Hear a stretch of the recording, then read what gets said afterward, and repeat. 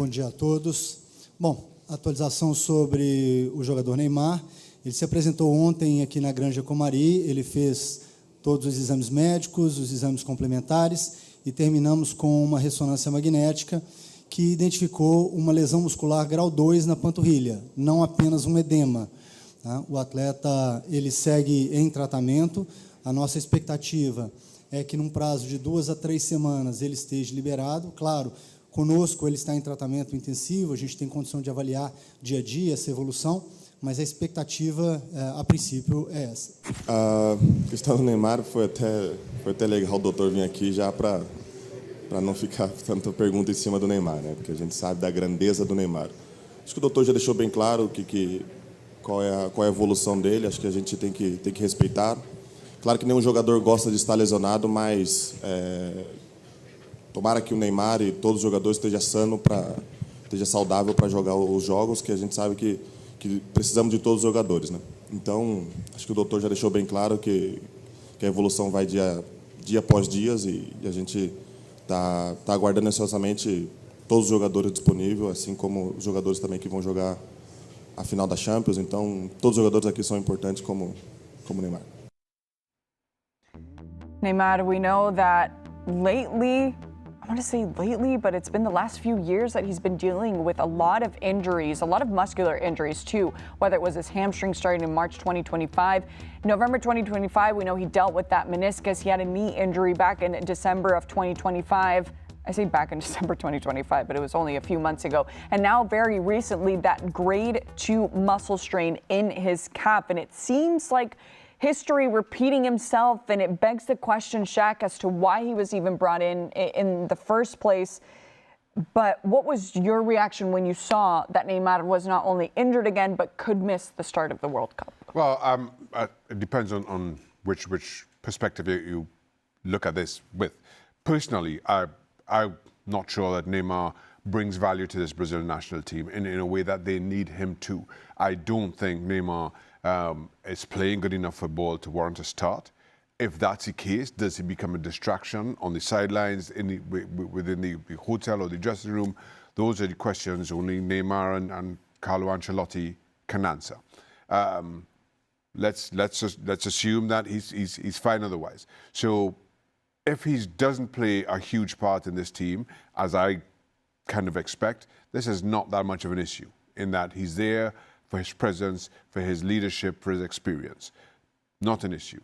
If he's there to play a meaningful part in the tournament, then this becomes a little bit of an issue. And while the doctor says 2 to 3 weeks, we're 3 weeks out, Brazil opened the tournament against Morocco, which, in my opinion, as we sit, will be the toughest of those 3 group games. Dark horse. Mm-hmm. And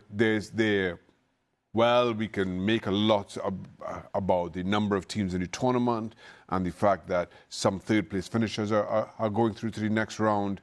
Finishing first or second dictates a lot about who your next opponent is and who your next opponent is.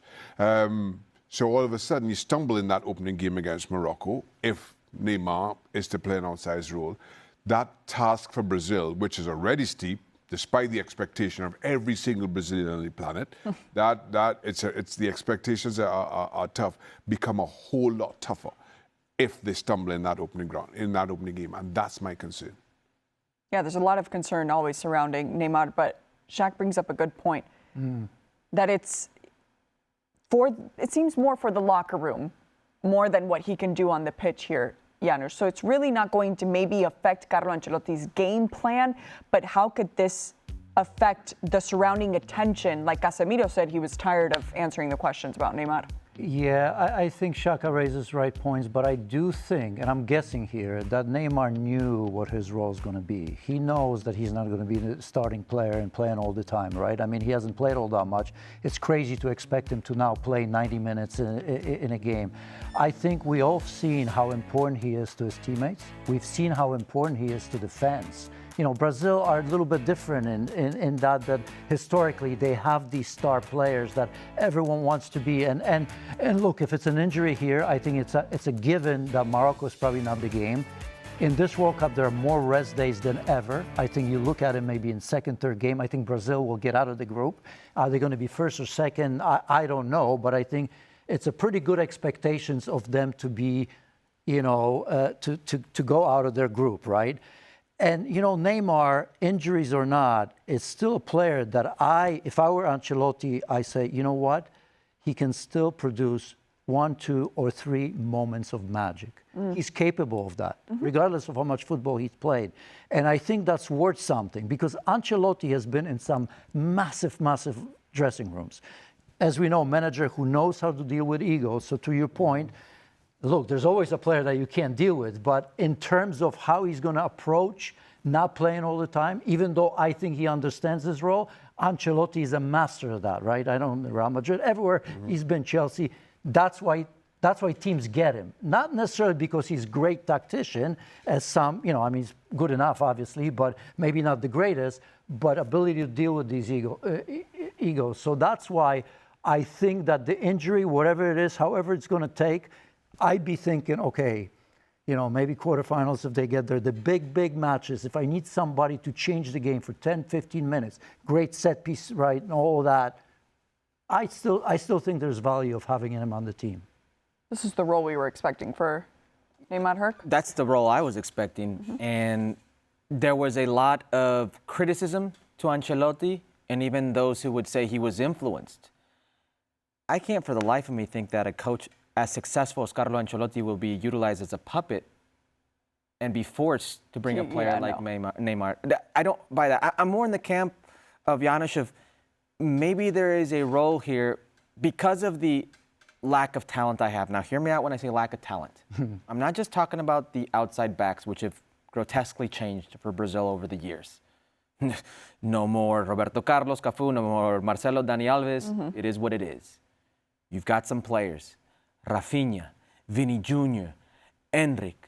You've got some players, absolutely. But have they done it in a Brazilian shirt? No. The center back Marquinhos has more goals than Rafinha. The center back Marquinhos has more goals than Vini Jr., more goals than Enric. These players in a Brazilian shirt have not done anything. And you have the all-time leading goal scorer of the Brazilian national team, who's not a 9, by the way. Yeah. He's a playmaker. And yes, he is injured right now, but if you can carve out a role for him, and it may not even be in the group phase, and by the time the group phase ends, it's a month from now. It could be in a second round, round of 32, round of 16, or a quarterfinal. There may be a moment where you look back and you say, I need something right now. I need a moment of brilliance. I need somebody there where if this game goes to penalty kicks, has the confidence, the accountability and responsibility of putting this ball in the back of the net. I need just something. I think that Neymar could be something. I think there is value to a player like him. He seems well-liked by the group. I know he's not liked by the press. I know he's not liked by a lot of pundits. But he seems within that group well-respected and liked. And I'd like to give Carlo Ancelotti just a little bit more credit than being a puppet. Yeah, I mean, we'll have to see then what role Neymar ends up taking, but it does seem more because Ancelotti, like you said, knows how to deal with egos and maybe knows exactly what this Brazilian locker room needed, regardless if Neymar can get any minutes on the pitch or not. I said the game was coming up this weekend. I'm already in World Cup mode, but it's coming up the following weekend. I'm already in June. Brazil versus Egypt, Saturday, June 6th, 4 p.m. Eastern. You can stream it live on the ESPN app.